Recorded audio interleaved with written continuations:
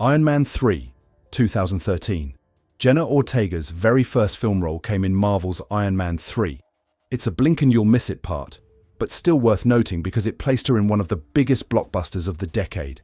She plays the vice president's daughter, who is briefly shown as being disabled and waiting for an experimental treatment. The vice president's betrayal of the president is motivated by his desperation to cure her condition. Jenna's role doesn't include dialogue, but the shot of her character grounds the vice president's actions with a human face. For Ortega, this was a small step into Hollywood, but an important one.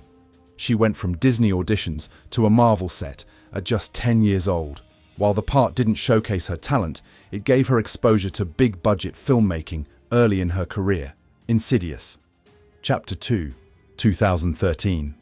In the same year, Ortega appeared in Insidious. Chapter 2, the James Wan-directed horror sequel. Here she plays Annie, a supporting character connected to the haunted Lambert family. The role is relatively small, but it's significant because it marks one of her first entries into the horror genre, a space that would later define her career. Annie appears during one of the film's creepy sequences, and while she doesn't have major screen time, Ortega was already learning how to act in tense, atmospheric scenes. What's interesting is how many actors pass through horror early in their careers, but Jenna ended up embracing the genre rather than leaving it behind.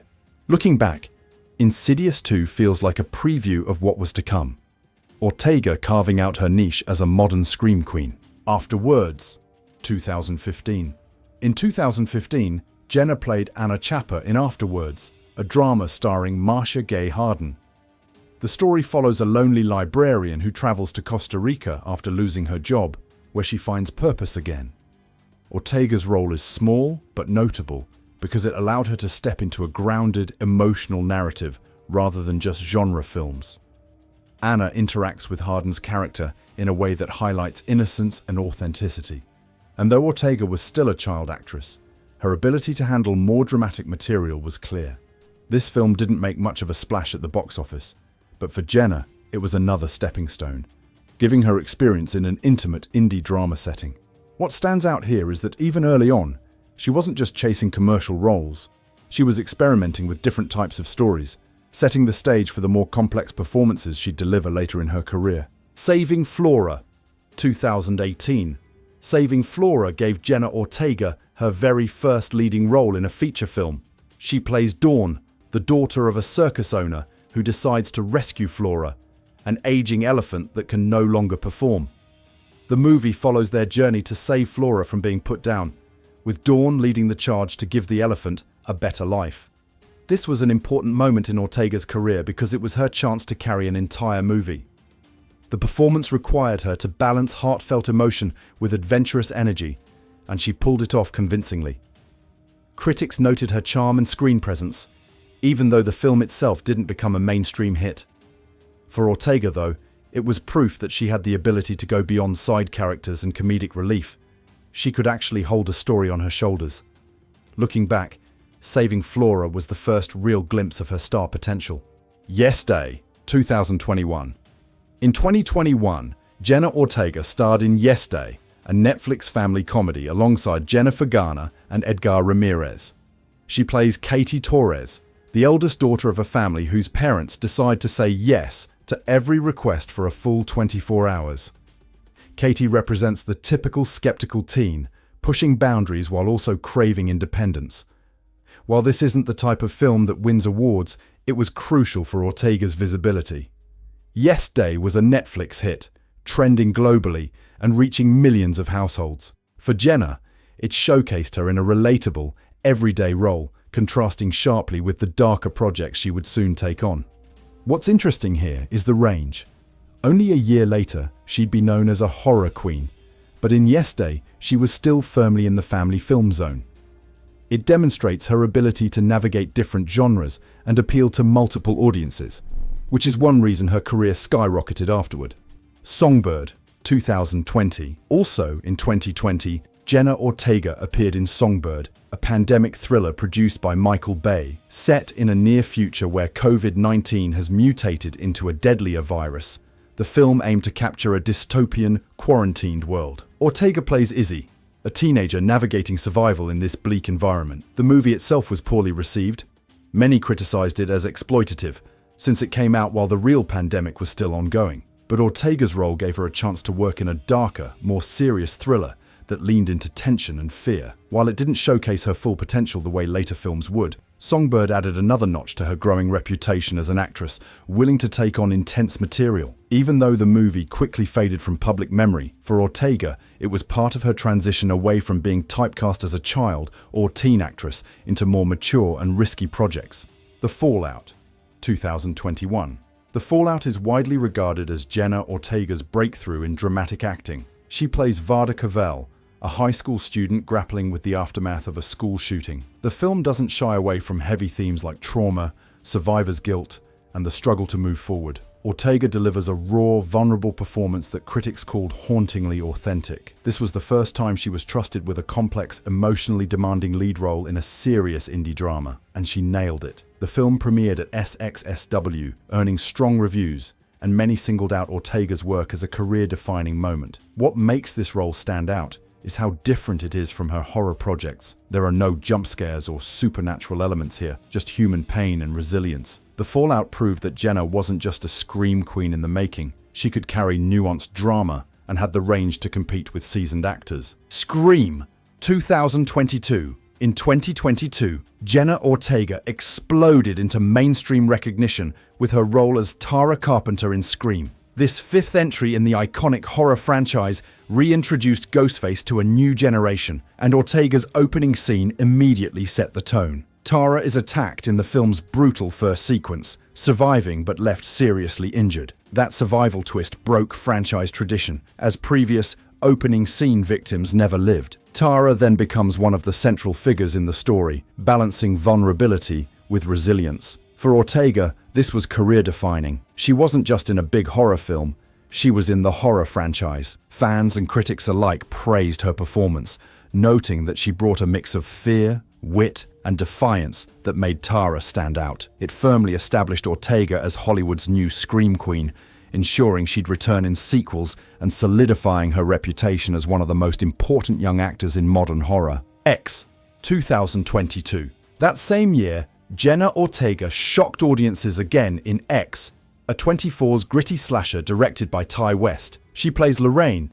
a conservative young woman helping a group of filmmakers shoot an adult movie on a remote Texas farm. At first, Lorraine is shy, judgmental, and clearly uncomfortable with the group's free-spirited lifestyle. But halfway through the movie, she decides she wants to participate in the film herself, sparking conflict with her boyfriend and shaking up the group dynamic. This choice marks her transformation from passive observer to active participant, and it's also what seals her fate when the horror elements kick in. X was praised for revitalizing the slasher genre, and Ortega's performance was singled out for adding emotional depth to a character who could have been one-dimensional. It also showed her willingness to take risks with mature, edgy material. Between Scream and X, 2022 cemented Ortega as one of the defining young stars of modern horror. American Carnage, 2022. In American Carnage, Jenna Ortega plays Camilla, one of a group of young people arrested by authorities and forced into a shady rehabilitation program. What starts as a political satire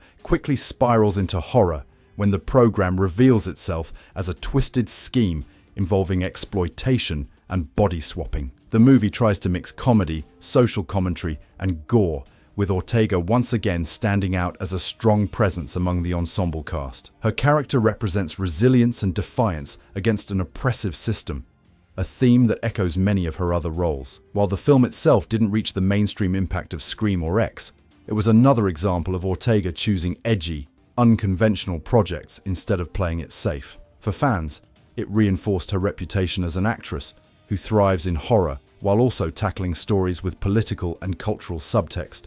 Studio 666, 2022. Studio 666 is a horror comedy featuring the Foo Fighters, and Jenna Ortega appears in a memorable cameo. She plays Sky, one of the unfortunate victims of supernatural chaos when the band records in a haunted house. Her role is small but bloody, leaning fully into the campy, over-the-top vibe of the film. While this isn't a career-defining moment, it's fun because it shows how Ortega had, by 2022, become a recognizable face in the horror space. Even in a supporting appearance, she added credibility to the film's attempt to blend music, gore, and humor. Fans of Ortega tend to highlight Studio 666 as a bonus project.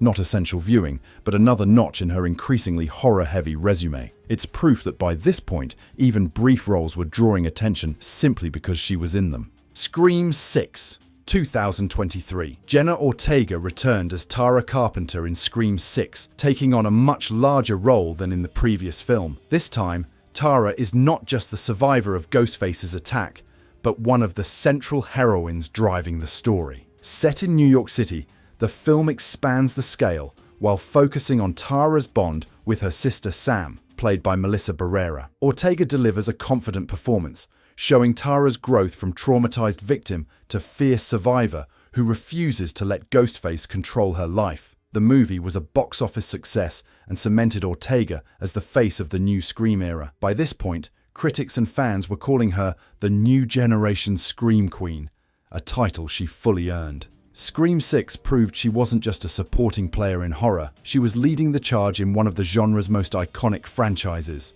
Finest Kind, 2023. In Finest Kind, Ortega took a step outside of horror, appearing in a gritty crime thriller alongside Ben Foster and Toby Wallace. She plays Mabel, a young woman who gets entangled in the dangerous world of drug smuggling when two half-brothers cross paths with a Boston crime syndicate. The film, directed by Brian Helgeland, focuses on family loyalty, desperation, and the consequences of bad choices. Ortega's role is more understated here, but it highlights her ability to fit into mature, grounded stories beyond the horror space. While the film itself didn't make huge waves, it was important for her career because it demonstrated range. By 2023, audiences knew she could do comedy, drama, and horror. And Finest Kind showed she could also hold her own in a bleak, realistic crime story. Miller's Girl, 2024. Miller's Girl marked one of Ortega's boldest choices yet, diving into a dark psychological drama alongside Martin Freeman. She plays Cairo Sweet, a gifted student whose relationship with her teacher blurs disturbing boundaries. The film explores obsession, power dynamics, and manipulation, with Ortega at the center of its unsettling tension. Critics noted that this role was a significant departure from her horror persona. Instead of running from killers or monsters, she embodied a morally complex character in a story about human psychology. Miller's Girl divided audiences because of its provocative subject matter, but Ortega's performance was universally praised. For her career, it was a statement. She's not afraid of controversy, and she's capable of leading challenging adult dramas as much as slashers. It confirmed her status as one of the most daring young actors in Hollywood.